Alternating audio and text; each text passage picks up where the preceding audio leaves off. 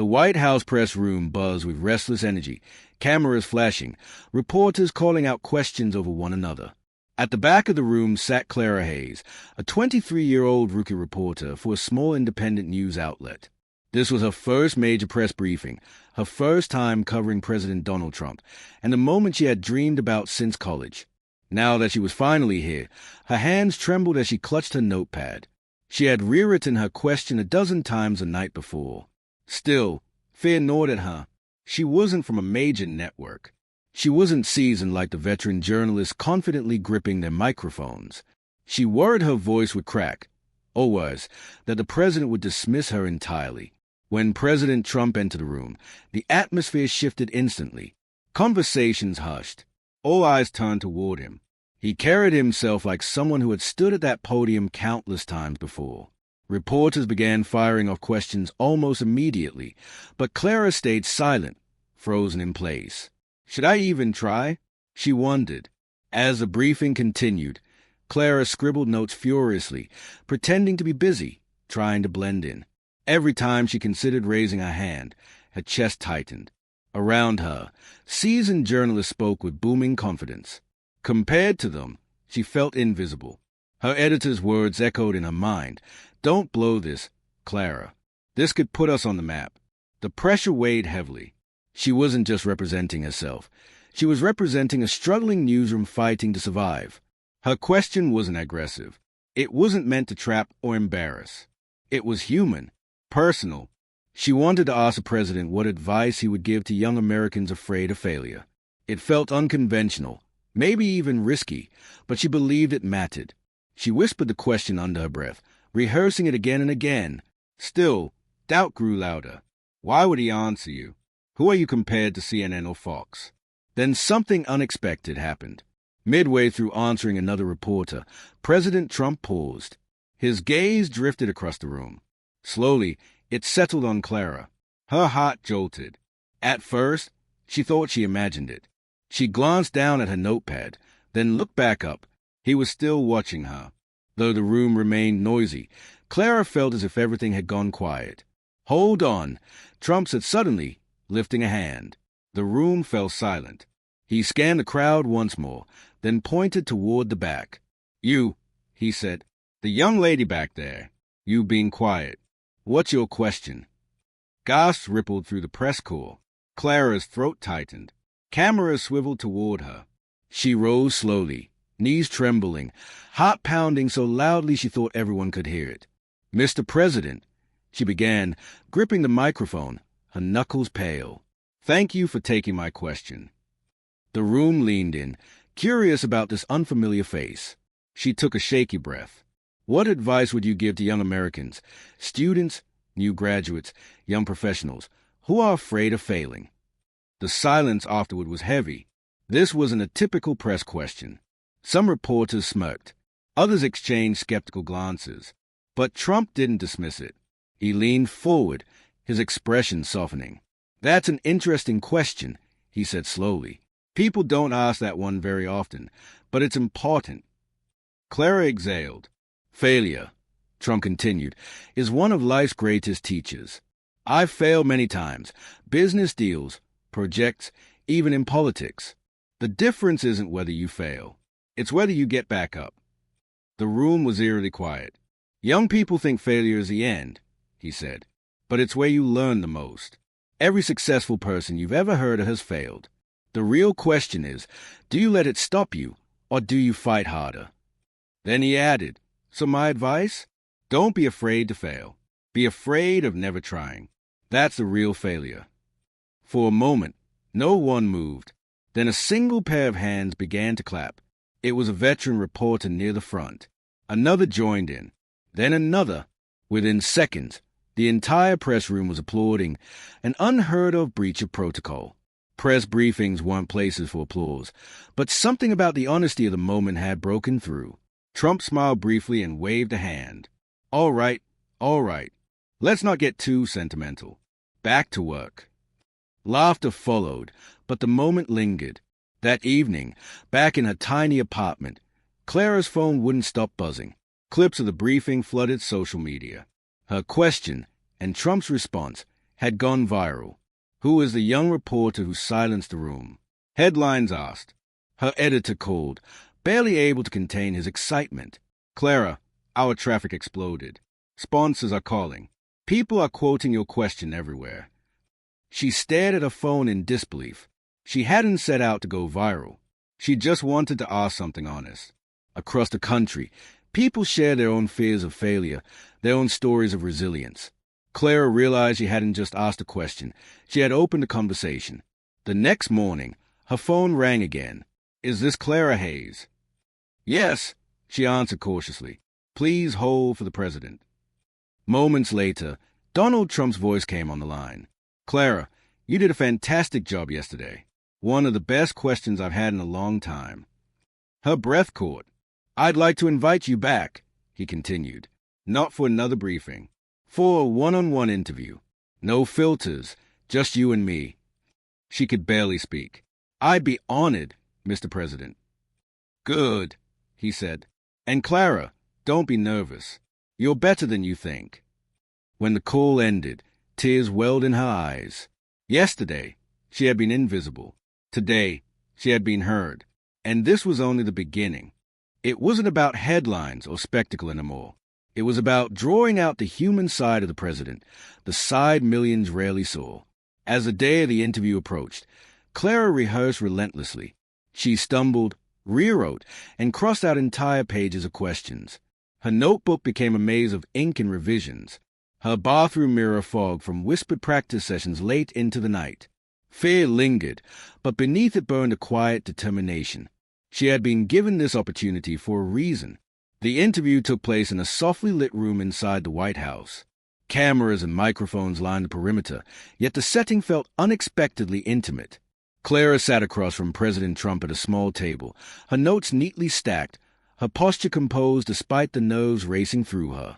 Trump entered briskly and extended a firm handshake. Clara, good to see you again. Nervous, she admitted with a small laugh. Good, he said, smiling. That means you care. The interview began smoothly. Clara asked about leadership, resilience, and the role failure plays in shaping character. Trump answered candidly, sharing stories from his business career, moments of doubt, public criticism, and how persistence carried him through setbacks. Then Clara asked a question that shifted the air in the room.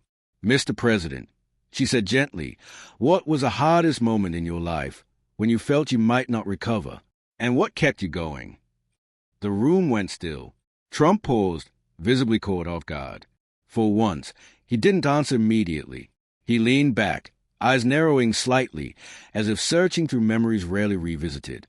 What he said next stunned everyone. Most people see the victories, the buildings, the campaigns. He began. They don't see the losses. There was a time when things weren't going well at all. I remember sitting alone in my office, staring at papers that told me I was finished. People had written me off. Friends disappeared. It felt like the end. Clara leaned forward, completely absorbed. What kept me going, he continued, was something my father told me when I was young. He said, Donald, when you're down, you're never out unless you quit. The only way you truly lose is if you stop moving. I held on to that. It wasn't about pride, it was survival. He looked directly at Clara. And that's what young people need to hear today. Life will knock you down. People will doubt you. But if you keep moving, even one step at a time, you can come back stronger. Clara felt her chest tighten. She hadn't expected this level of openness. For the first time, she wasn't just interviewing the president. She was listening to a man who had faced despair and endured. His words echoed her own struggles. The night she nearly quit journalism, the fear of failing before she ever truly began. The room remained silent long after he finished speaking. Clara blinked quickly, realizing her eyes had filled with tears. She hadn't intended to cry on camera, but the moment struck too close to home. Are you okay? Trump asked softly. Yes, she said, steadying herself. I think a lot of young people, including myself, needed to hear that. Trump nodded. That's good, because it's true. The crew exchanged quiet glances. This wasn't a typical political interview. It was something far more human. As the cameras shut off, Trump leaned forward. Clara, You have something special. You don't just ask questions. You listen. Don't lose that. Thank you, Mr. President, she replied, her voice thick with emotion. What Clara didn't yet realize was that millions watching would feel exactly what she felt. When the interview aired, it spread like wildfire. Clips flooded social media. Hashtags trended worldwide. But this time, the focus wasn't outrage or division. It was vulnerability.